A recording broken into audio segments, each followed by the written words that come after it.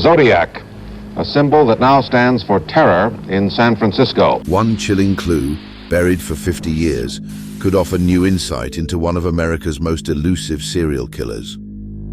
The Zodiac struck fear into millions, with brutal murders, cryptic ciphers, and taunting letters. But beneath the chaos, one critical detail was buried, until now.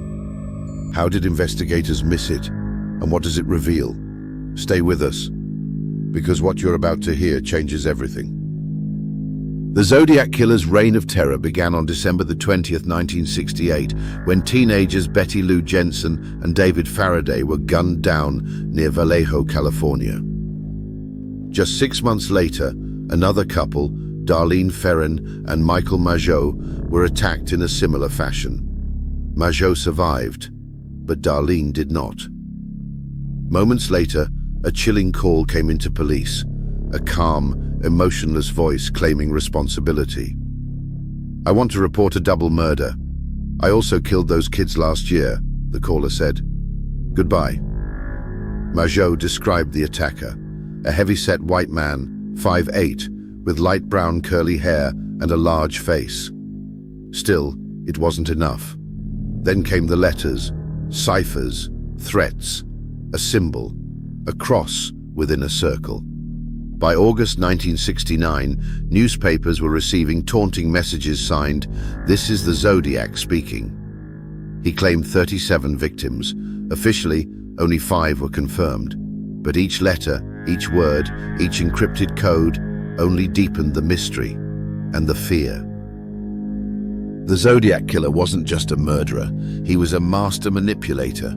After his first attacks, he began sending taunting letters to the press. On August 1st, 1969, 3 newspapers, the San Francisco Chronicle, Vallejo Times-Herald, and San Francisco Examiner, each received 1/3 of a chilling cipher. He threatened mass murder if they didn't publish the ciphers, and they did. Days later, a school teacher and his wife cracked the code. "I like killing people because it is so much fun." Though disturbing, the message gave no name, just a glimpse into his twisted psyche. Over time, the Zodiac letters kept coming. The most infamous, a 340-character cipher that remained unsolved for over 50 years. Why hide in plain sight? Was it just a game to him? Or is there still something buried in those Zodiac ciphers we haven't yet uncovered? As the Zodiac Killer's reign continued, his letters grew darker and more disturbing. What began as cryptic ciphers morphed into open mockery. He taunted police with chilling details that only the real killer could know, rubbing salt into the wounds of both investigators and victims' families. He wasn't just confessing, he was waging psychological warfare. One letter read, "I am waiting for a good movie about me. Who will play me?"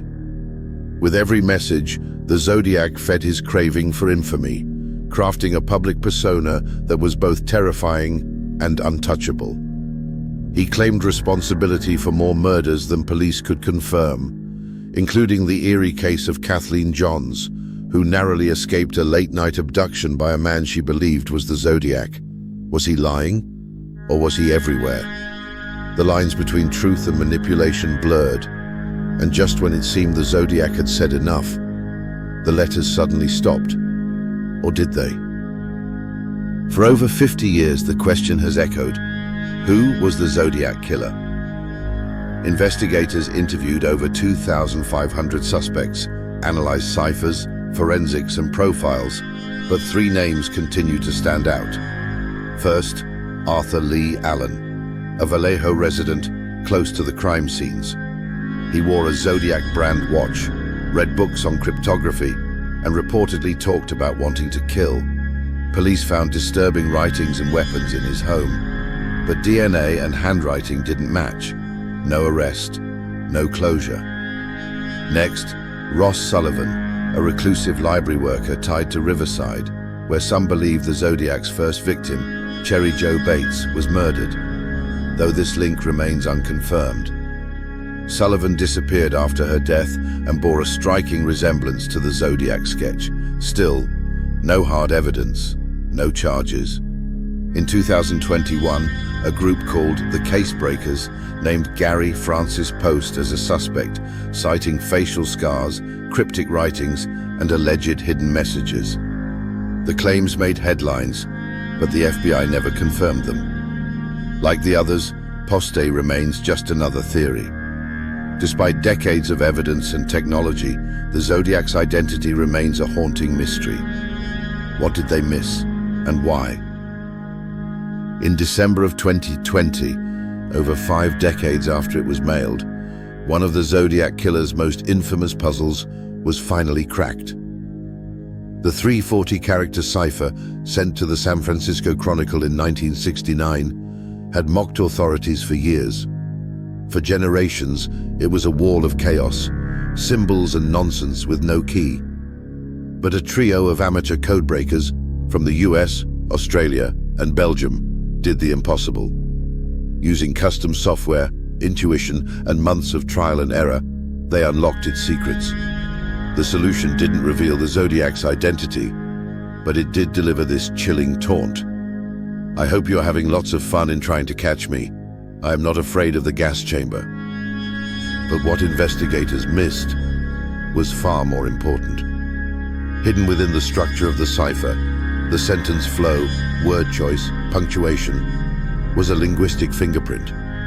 A writing style that closely matched someone who had once been considered a Zodiac suspect, but was quickly dismissed. Why? Because he didn't match the psychological profile. Because they were looking for someone else. Because, perhaps, they didn't want to see him. But now, that overlooked detail might be the thread that helps investigators re-examine the case with fresh eyes. Some experts now believe that the Zodiac Killer's ciphers weren't just the work of a deranged mind, but of someone trained. The precision, the structure, the use of code systems not commonly known to the public in the 1960s. It all points to one chilling possibility. The Zodiac may have had military training or formal cryptographic knowledge. One dismissed suspect, never publicly named, had both traits. Some believe his background matches the Zodiac's coded style more closely than anyone realized. He was a Navy veteran. He studied encryption. He lived within 20 minutes of several Zodiac crime scenes, but he was soft-spoken, polite, clean-cut. On paper, he looked like a model citizen, and that's exactly why he was overlooked. Imagine if that clue had been recognized in 1970. If authorities had followed the logic behind the codes, not just the chaos. How many more lives could have been saved? How many families would have had closure instead of decades of silence? This case isn't just about a serial killer. It's about the victims and the families left behind. Mothers, fathers, siblings who never got to say goodbye. Birthdays missed, chairs left empty, lives shattered. The missed clue may not only reveal who the Zodiac was, but what else he took from the world when he vanished into the shadows. The Zodiac watched. He read the headlines. He saw the world fail to catch him. Maybe he's still out there. Maybe he died decades ago. But each time a new clue surfaces, the world takes a step closer to revealing his identity. He once wrote, "I am waiting for a good movie about me." But this isn't a movie. This is real. Real victims, real terror, real lives shattered. He promised we'd never catch him. But with every new clue, that promise grows weaker. Do you think the Zodiac case will ever be solved? Or did we miss our last chance? Drop your theories in the comments below, and don't forget to like and subscribe for more in-depth true crime stories. New mysteries every week.